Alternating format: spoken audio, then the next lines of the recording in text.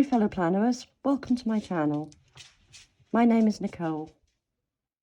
How excited are we all that the first day of 2024 is a Monday? How cute is that? Perfect. So, at last we are here. The day has come after all of the planning of the last month and all the hustle and bustle of Christmas. The 1st of January is with us. I've spent the last 3 weeks getting ready, ending out my 2023 planner, making sure that all my trackers are done, that my 5-year journal is up to date, that everything and all of the information is transferred that I needed from 2023, I've already put into my 2024 planner. So I thought I'd just quickly show you today what I've chosen, what I'm going for this year, and where I'm going to keep what information. If I go to the front page of ZoomNotes, you can see I've got 4 documents ready for 2024. First off, I have the hub, which is the hub of all information to go in. So it's like my main file system, my folder. And then I have my January monthly. And then I have collections, which is for my long-term collections of things that I want to keep information for long-term, or I want to track things long-term. And then I have my 5-year journal. So first, if we look into the hub, I have already done a video that shows most of the hub. I have made a few changes, and I thought it would be worth today to just run through it with you all. So I put on scroll. So yes, I've added a cover. And then we go into this main hub page where I have all of my information, my extra dividers for the year. So I have trackers for the year, which I've included my period tracker, my migraine tracker, that kind of information. Then I have an information page of all things I don't want to forget. Then I have a wages log where at the end of each month, I record wages on a weekly basis in my monthly planner. But then at the end of each month, I fill in a wages page. Then we have Soul Amber, which is for my business of selling planner things. Then we have Home, which is where I keep any information that I want to keep for the whole year.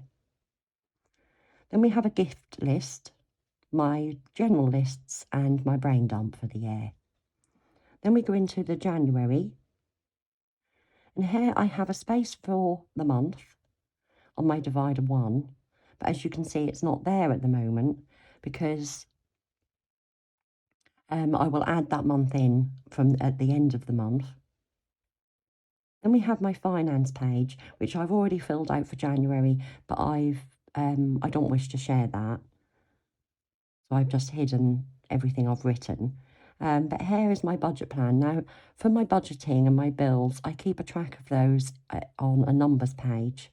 I don't wish to do it here, but ever since I started planning as a teenager, I have kept some information about income in my planner.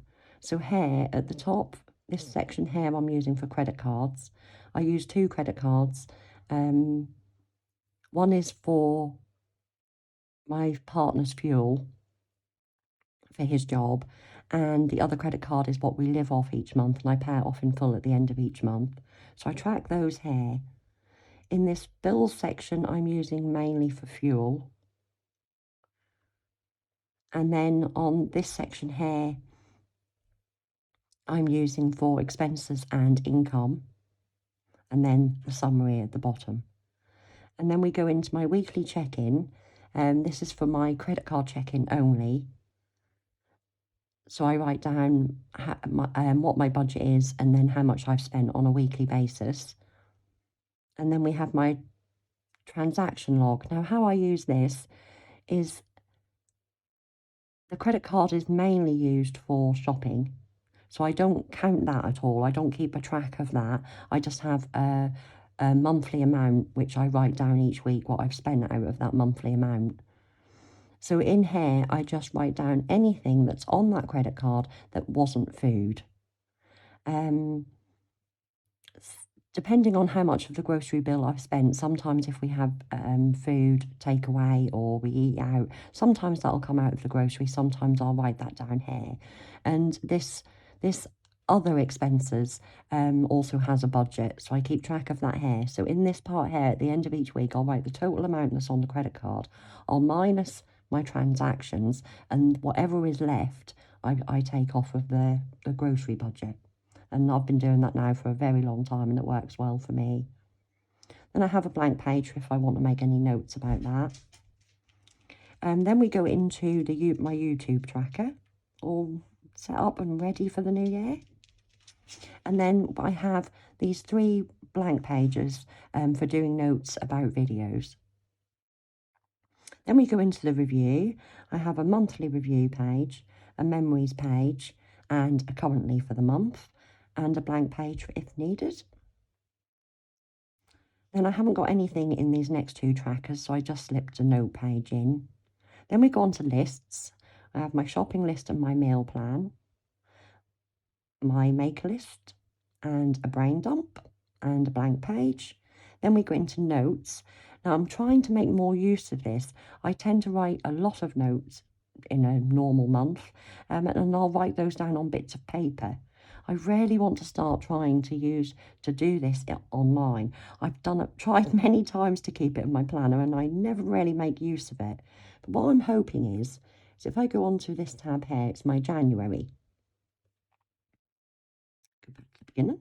This is my January, so I'm hoping that I can have the hub up as a tab, and I can keep it on this notes page.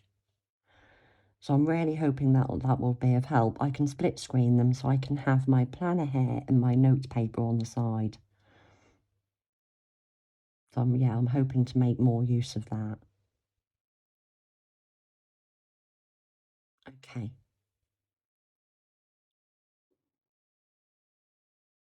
So that's it for my hub. Now I've chosen to keep the January on monthly. I'm using the DIY monthly from P2P. I'm planning on keeping that separate and not using it as in part of the hub, because I'm having a problem with my outline. When I bring that up, it takes ages to load and just keeps crashing. And I keep having to reopen it, and then a little bit more will load, and then it'll crash again. And that can take an hour to try and get something, to get the outline up so that I can move things, add things, that kind of thing. So I'm hoping that if I keep it separate, I'll just quickly show you. If I go on the outline, you can see how slow that is to load, but believe me, that is so much faster, as I've only got 50 pages in here. And you just have to patiently or impatiently wait for it to load before I'm able to do anything. But I am finding that although it's still taking a long time, I can select on things, like say I wanted to delete a page, that I am able to do that, and I would be able to delete that without it crashing. If anyone has any ideas, I've tried everything I can think of on how to stop it, how to stop outline crashing everything. But I do like having this separate. I think it's really, really nice to have that as a separate document. See, there's crashed. I do like having it as a separate document. It does make everything quicker to load, and then I can just transfer. I can then compress that document and then put it into the hub at the end of the month. Okay, so let's have a look at my January. So I've made a cover page. I always like to have a cover page, but I will probably delete that page when I transfer it over. Oh, sorry, I forgot about quickly go back into the hub. I forgot about the January dashboard. If I click on this January, here's my January dashboard. I don't know if I'll get much use out of this. I am going to today, when I plan for today, I am going to fill out these boxes here, and at the end of the month I want to put my 4 favourite photos for the month in here. And then I'll have my January divider, and then my month will go. So I don't think I'll need this cover page, but it is useful for hair. I like to have it for hair. So yes, let's get on with it, sorry. So here's my first January monthly. I haven't filled this out yet. I'm doing that today. I've only added the birthdays. Got a few appointments and things to put in there. And then as you'll have seen if you've looked at my other video for 2024, but this is a personal tracker page. And then I have one for my pets. And then we go into week 1 on the DIY page. I really like this page. I'm looking forward to using it. And I've got week 2 set up. And I had thought that I would use this same layout for the whole month, but I've already got lots of different ideas on how I'm hoping to set up week 3. And I love how the hyperlinks work in here. If I click on this, I've put this January calendar in the corner. If I click on that, we'll go back to the January. If I click on, oh, sorry, wrong one. If I click on this week 1, it goes to week 1. And if I click on there, you can see it's just got a bar all the way across the top. So if I click at the top, it goes to there. And then if I go on to the daily, I click on the top, it goes back to the calendar. If I click on this in the corner, it goes back to the week. And now I've put hyperlinks in of my own, which is so quick to do when I've only got to do the 7 to go to my daily. And so, yeah, here is my daily page, which I absolutely love. I've decided that I want them to be a little bit more spontaneous this year, and I wanted to have different things on different pages, that I wasn't going to set up a symbol for each page. And what have I done? I've created a symbol that I've put the same layout on every day for this first week. But I just don't think I can do a blank page. I always think I can, and then when I start filling it, I don't know, I just don't like it. I like to have some kind of structure. And this is so simple because I've saved this in my symbols. I've saved that as my day in an easy place to find at the top of my inserts folder. But I've done it as separate symbols. So if I go into, I've got that on my inserts. If I go into inserts, you'll see that every part of it is separate.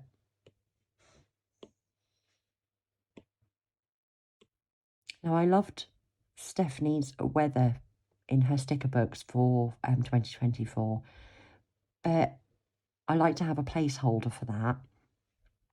So what I'm doing is using this one so I can come in each day and easily change the temperatures and colour using the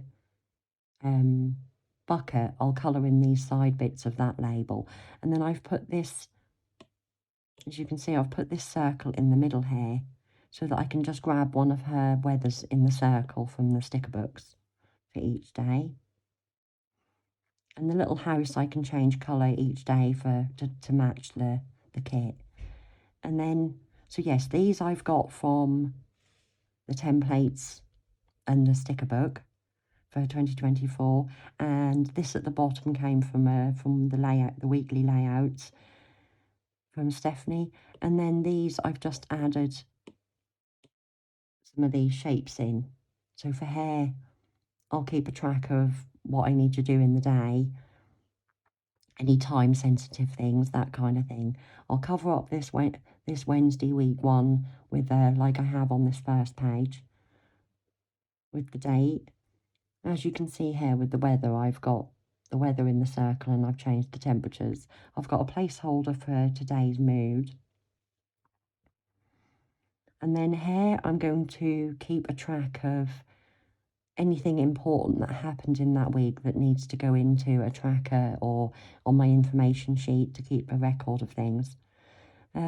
Self-explanatory, the house is for things to do in the house, and then a to-do list at the bottom of any errands I need to do or anything I need to do in my planner.